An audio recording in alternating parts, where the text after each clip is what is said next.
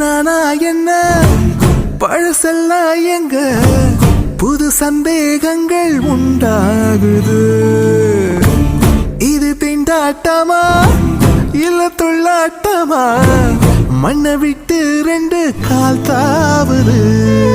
எப்போதும் நான் போகும் பாதை